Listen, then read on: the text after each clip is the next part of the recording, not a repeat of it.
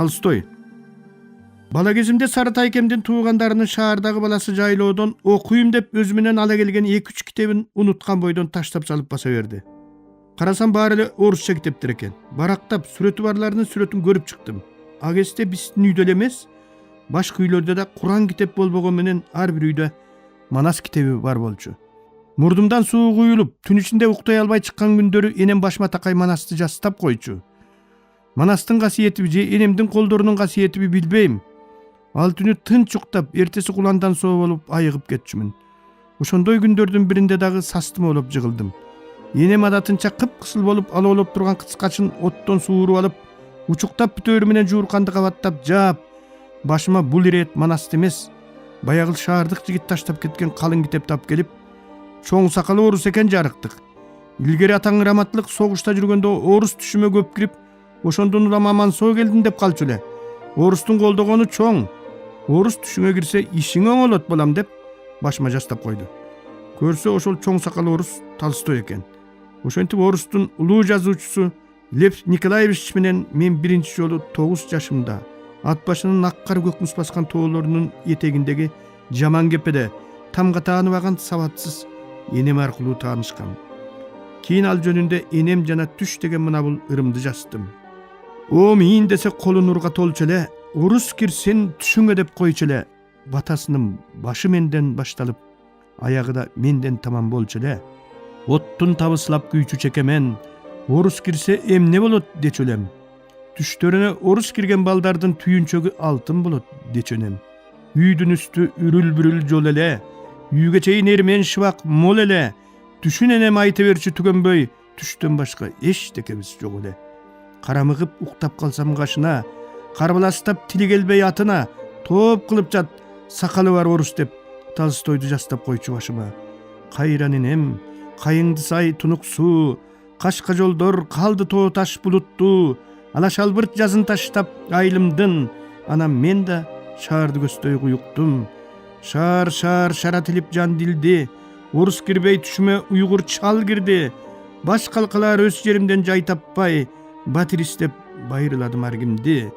Ийри жолдун ыш түтүндүү түнүндө, ит бышыкчан тар кашаанын түбүндө, жан дүйнөмдү жаап таштап айылдан жашап жүрдүм көрүнгөндүн үйүндө. Адабият ийримине шыр кирип, нейлон көйнөк үтүктөлгөн шым кийип, оңбой калдым эми менин түшүмө орус кирбей, жалаң уйгур ыр кирип. 2-3 китеп окуп алып чендебей, эсенинди бучкагыма теңдебей, желп этип ыр окудум жемпеттен, эргигенде желеткичен желбегей. Төкөл дөштүн көчөсүнүн чаңында, уйлар койлор чубап турчу жайында, сагынтса да саргын тала, жамантам, баргым келбей калган эле айылга. Алда суруп, ал кестеги эпкинден, алтыр жазып акын болдум деп жүргөн байкуш элем, бакыр элем, байоо элем, бактысында шорундагы кеч билген.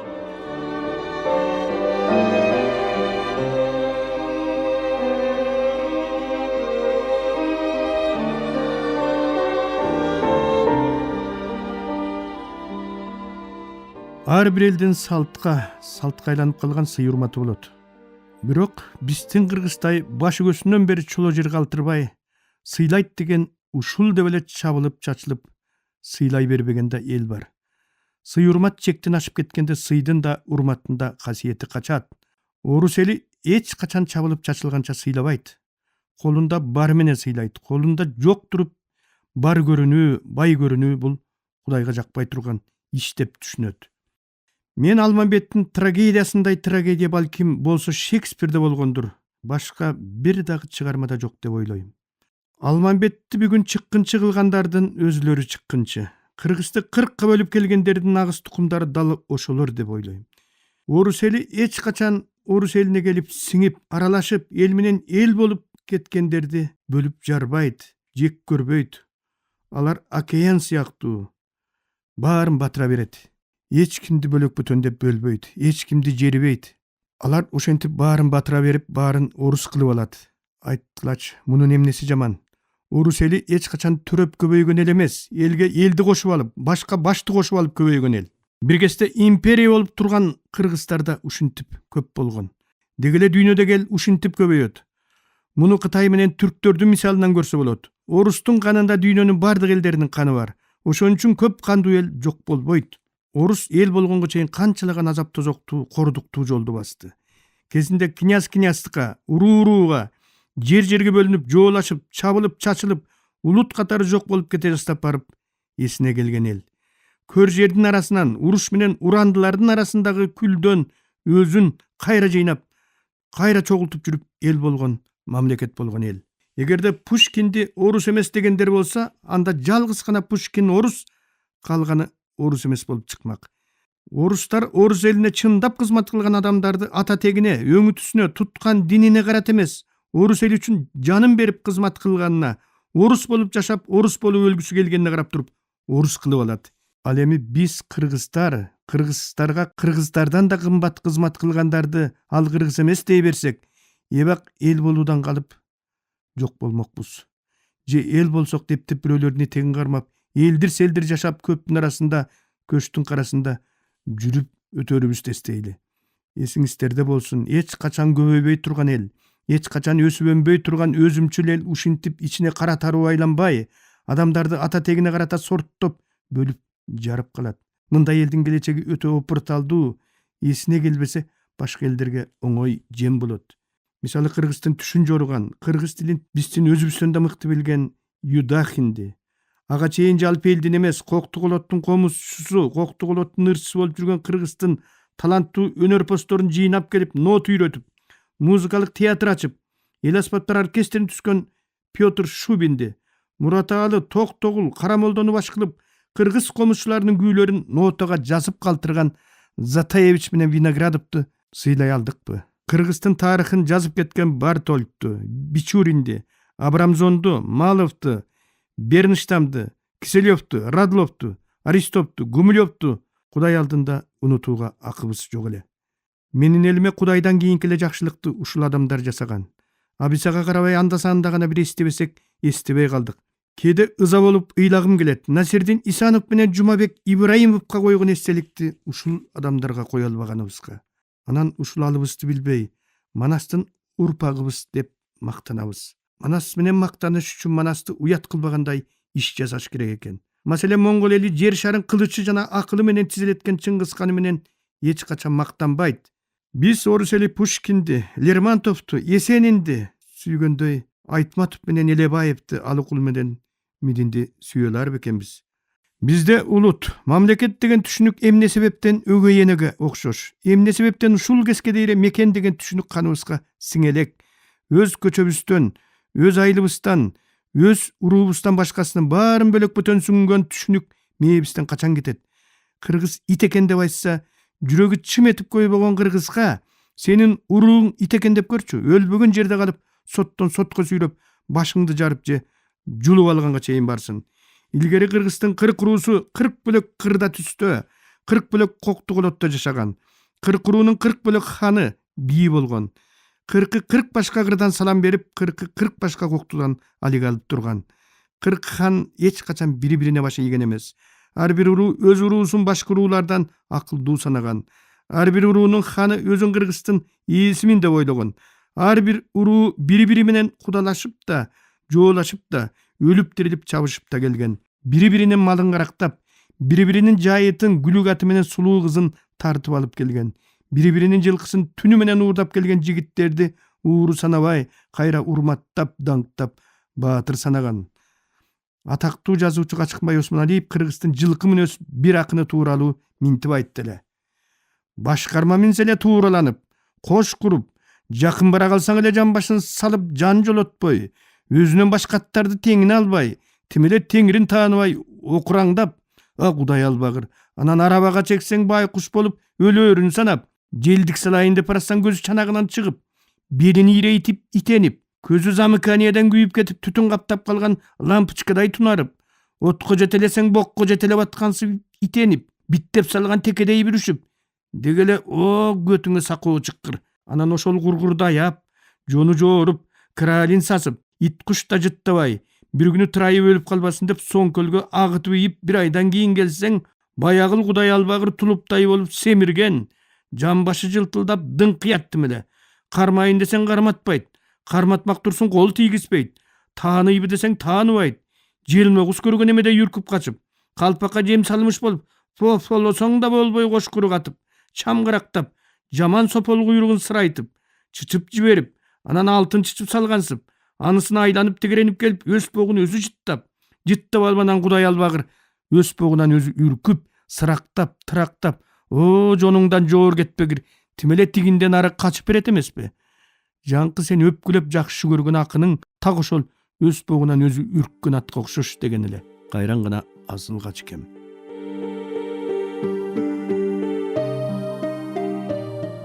Көмүркөй.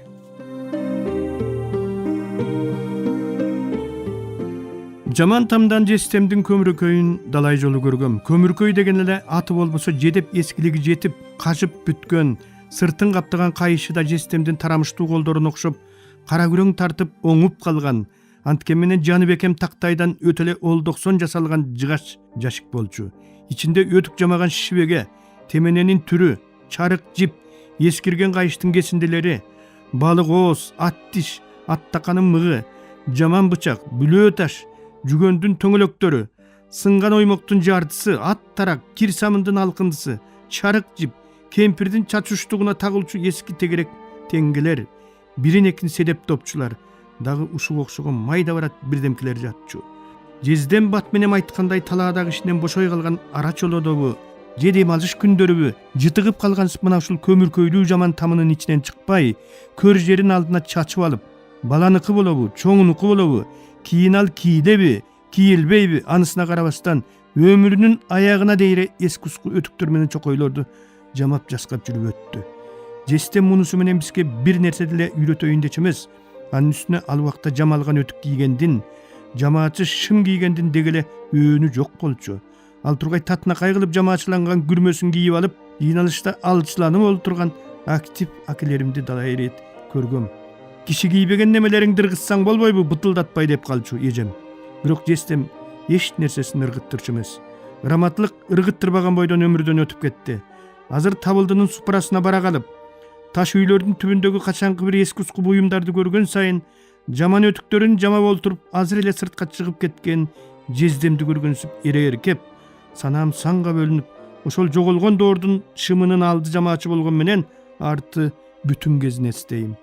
Көрсө жестемдер эл журтту ачып, чачып жибербей, ийнесинен жибине чейин эсебин алып, айыл башкарганга ала жипти аттабаган адамдарды коюп алып, ачына айланып, тогуна толгонуп, ичке үзүлүп, жоон сүзүлүп турганына карабай, эсиди артынын баары кокуй, өзүбүз жыртык болсок да өлкөбүз жыртык болбосун деп, бар тапканын ортого салып, бар тапканын сарамжал урунуп, жамаатчысын баарлап жамап, жыртыгын баарлап жаскап, тешигин баарлап бүтөп, аңгек дөңгөгүн баарлап түздөп, талатып тонотпой, тартипти катуу кармап, бара-бара тирденип, бара-бара түрдөнүп, өзөгүн бирөөгө чаппай эле, өлүгүн бирөөгө артпай эле, өз бөгүн өзлөрү бөктөп жүрүп, бир доорду бизге аман эсен сактап берип кеткен экен. Кыргызстанды бүгүн ошол баягы жедеп эскилиги жетип кажып бүткөн, аябайлы жупуну, кара күрөң тарткан жыгаштарынын мыгын эбак дат баскан, капкаксыз оозун желе баскан, ичи жалаң чычкандын богуна толгон, качандыр бир башыбызга күн түшсө кереги тийип калбасын деп ойлобой, ичиндегилеринин баарын таштандыга ыргытып жиберген, ал тургай бирөөнүн жыртык ийнесине кара санабаган, байлыктын базарында жүргөндөн көрө уяттын улагасында жүргөндү артык көргөн жестемдей ак жүрөк, ниети таза, момун кишилеринен бери ыргытып жиберген көмүркөйгө болгондо да ээси жок көмүркөйгө окшото берем. Бал. Айыл белек атанын үйдөн түгөнчү. Кыштын күнү кой жайып чыккандар жылын чубус деп өрттөй берип, куургучтай мултуйтуп салган токол чийлердин колу бутуна чалынган бир таман жол ошо жердеги мүрзөлөрдүн жээгин бойлоп олтуруп, сайды кечип өтүп, кайыңдынын эки чатына кирип жок болчу. Оң тарабында ой терскендин суусу, сол тарабында эски коргон, анын үстүндө сапкостун уюм баккан курман сарай, анан ага каттаган айылдын жашоо тирилиги тынбай агып турар эле.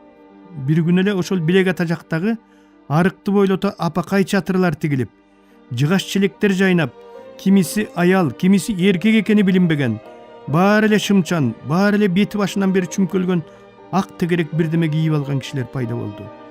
Биз кызыгып ошол жерге ойноп келип, бирок жакын баргандан чочулап, алысыраактан карап кетип жүрдүк. Көрсө ары багып, бал тартканы келген орустар экен. Bir gün алар бизге биртке бал, анан bir бүтүн бөлкө берди.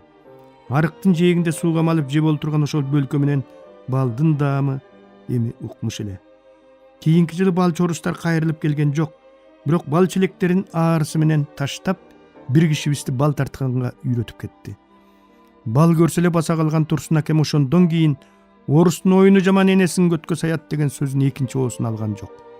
Ошондо ат башы боюнча бал биринчи бистин айылда пайда болду. Бейит жактан тесектерип келген энем bir күнү жарыктык бистин жердин чөбү менен суусунун касиетин кара, орустун аарылар торпоктой семирди деген эле. Оймөтөктөгү Абдыралы атаныкы энем экөөбүзгө деп кол чанач менен кымыз берип ийген экен. Энем кымызын чарага куюп алып, чаначын жууп, күнгө алып чыгып кургатып, дүкөндөн алып койгон bir пачка чай, bir кил момпо сууга өз бышырган нандан экини кошуп кайра тоого каттагандан берип жиберди.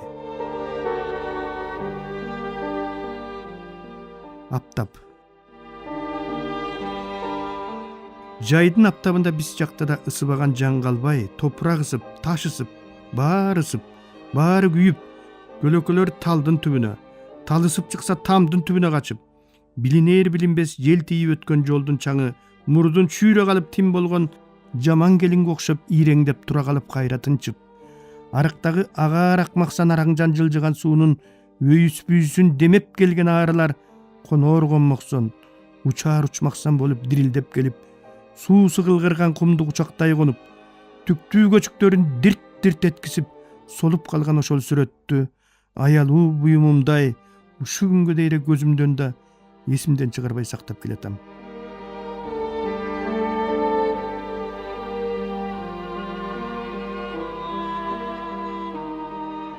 Тели аке. Жездемкинен 4 үйдөн кийинки үй Тели акеники. Тели аке дудук. Бүгүнкүлөрдүн тили менен айтканда интеллигент дудук. Бригадир Абдырай акенин колуна тийгенде арабасын айдап, суу сугарып кетсе парторук Имангаз акенин колуна тийгенде чий баркыт костюмчумун кийип, атын тарап минип, 1-2 жумалап айыл активдерин ээрчип бастырып калар эле. Анын дудук экенин энем өлүп, жестемкине көчүп келгенден кийин билип аябай таң калгам. Кийин жестем менен талаадан чөп тартышып жүрүп, Телекенин дудук болгон менен тили бар кишилерден артык экенин көргөм. Арабаны да берилип бир башкача шаңдуу айдачу. Телеке бизге жанаша баратып ба деген бир кызыктай үн чыгарып, шапалагын үйрүп алып, жестеме тийишип, бирдеме деп жаңсап, күлүп жайнап арабасын калдыр шалдырт эткизип, жаныбыздан абгондоп өтүп кетчү. Жестем өмүрү шашпай, жай айдагандыктан дайыма артына бозола туманды таштап кетип бараткан Телекенин чаңындагылар элек. Биз жакта телебасы шыкылдың арбы деген сөз кийин кече жакын деле барып түгөндө окшойт. Телекечилеп чөп баскан кишини мен ага дейре да андан кийин да көрө албай койдум. Сарайына чөп жыйдырганы келгендер озунуп эле тели барбы деп сурашчу. Бар десең болду, башкасынын кереги жок дешчү.